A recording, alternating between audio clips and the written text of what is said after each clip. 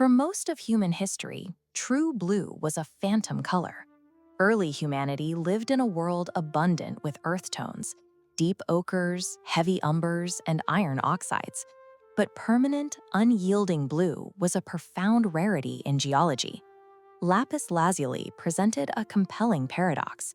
It was a complex, unyielding rock, yet its vivid hue and metallic flecks made it look like a piece of the infinite night sky, materialized into a physical object that could be held in the hand. Securing this specific color required immense sacrifice. Long before oil or gold drove international commerce, the pursuit of this single stone carved out humanity's earliest long-distance logistical networks across hostile environments. The civilizations capable of acquiring the stone reserved it for the absolute heights of power. In Egypt, it was utilized heavily in funerary rites to guarantee protection in the afterlife. The stone lined the eyes and eyebrows of Pharaoh Tutankhamun's burial mask because they believed lapis lazuli formed the literal hair and bones of their gods. This millennia-long obsession was a calculated assertion of cosmic authority. To wear the sky was to command it, and making that possible demanded an astonishing economic engine. The stone is the result of a violent Archean geological process known as contact metasomacism. Over billions of years, hot magmatic intrusions collided with ancient carbonate rocks deep within the Earth's crust, slowly crystallizing the elements under immense pressure. In antiquity, virtually the entire global supply of the premium stone was extracted from a single, deeply hostile location, the Sar-e Sang mines, located at an elevation of 3,000 meters in the jagged Hindu Kush mountains of modern-day Afghanistan. Bronze Age miners extracted the stone using a perilous technique called fire setting. They built massive fires against the marble rock face, then shocked the superheated stone with freezing mountain water. The rapid thermal expansion and contraction fractured the rock, allowing laborers to pry the lapis veins free with bronze tools. Extracting heavy rock from an alpine fortress required specialized infrastructure. Moving it downward required robust caravan systems stretching outward for thousands of kilometers. The raw lumps filtered through massive urban hubs like Sar-e Sang in eastern Iran, where specialized artisans processed the stone into finished beads before sending it further west. The mature Indus Valley civilization established heavily fortified trading colonies near the Afghan mines, specifically to intercept and refine the stone with advanced rotary drills, acting as powerful commercial middlemen. Before a single carved amulet reached a palace, a massive premium was embedded into the rock by the brutal elevation of its origin and the vast network required to move it. By the time lapis lazuli reached the Great Bronze Age centers, it frequently commanded a value higher than precious metals, becoming a highly effective form of geopolitical leverage. This clay tablet from the Amarna letters cache proves the severity of that leverage. Preserved in dense Akkadian cuneiform, it records the high-stakes diplomatic correspondence between powerful 14th century BCE rulers. In one exchange, the king of the Mitanni Empire writes furiously to the Egyptian pharaoh Akhenaten.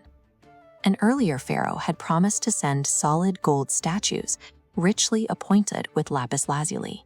Instead, Akhenaten sent cheap wooden statues plated in gold, completely devoid of the blue stone. The Mitanni king recognized this as a direct diplomatic insult. Elite rulers relied on the stone to physically manifest their wealth and mythological status, as seen in this Sumerian burial sculpture, where imported lapis lines the horns and upper facets. Access to lapis lazuli dictated international respect and political standing. The entire ancient luxury market relied on the engineered scarcity of a single mountain. The stone eventually transitioned from a solid lapidary carving material into ultramarine, history's most valuable blue pigment. But simply crushing and washing the rock yields a dull grayish powder, because the brilliant blue lazurite remains heavily diluted by colorless calcite and dense gray diopside. To extract true ultramarine, early artisans devised a grueling chemical process. They pounded the highest grade rock into dust, kneaded it tightly into an organic dough of pine rosin and beeswax, and vigorously massaged this mass in a warm alkaline lye bath. This process effectively functions as an ion exchange. The alkaline environment forces esters in the wax to form carboxylic acids. These acids replace the alkali modifiers within the silicate impurities, causing the unwanted gray crystals to bind tightly to the waxy dough. But the aluminosilicate cage structure of the blue lazurite fiercely resists, dropping freely away to precipitate out as pure pigment. The resulting color relies on the precise mechanics of inorganic chemistry. The blue is not derived from transitional metals like copper, but from a paramagnetic trisulfur radical anion locked inside the lazurite's molecular cages. When visible light hits this trapped radical, charge transfer occurs. The molecule absorbs yellow, orange, and red wavelengths, while reflecting a pure, intense blue. This low-yield extraction method was a monumental feat of early chemical engineering. Because of the extreme difficulty required to produce it, natural ultramarine frequently commanded a price higher than the gold leaf it accompanied. Today, analytical chemists study the atomic structure of ancient lapis artifacts to definitively trace the precise logistical routes of early empires.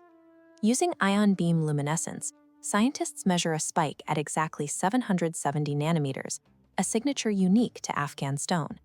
Finding this in Omani Bronze Age beads proves the stone reached Arabia via an overland route through Iran, excluding direct ocean trade. The material extracted from those remote alpine veins connected deeply contrasting eras and ideologies. The exact same stone that anchored Bronze Age economies eventually flowed into Renaissance Europe to paint the mandated robes of the Virgin Mary. The value of lapis lazuli was anchored in a profound psychological paradox. The vast sky and deep ocean were spaces humans could witness but never grasp.